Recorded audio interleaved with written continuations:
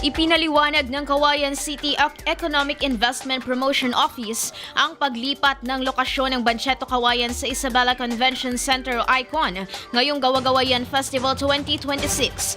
Ayon sa Cauayan City Economic and Investment Promotion Office, isa sa kanilang kinukonsidera ay ang espasyo kung saan mas maluwang ang espasyo sa ICON kung ikukumpara sa sentro. Mas maraming lamesa at upuan ang mailalagay kaya naman hindi na mahihirapan ang mga pupunta sa paghahanap ng pwesto para kumain. Maliban dito, fully lighted din ang venue, parking areas at mga kalsada, kaya naman maliwanag at mas ligtas umano ang pagpunta rito.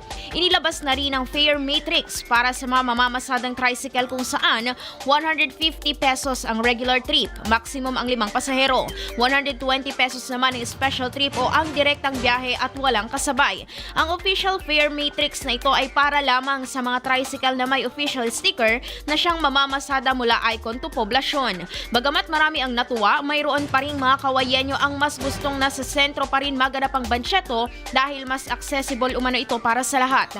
Nakatakda namang buksan ang Banchetto Cauayan bukas March 28, 2026. IFM News.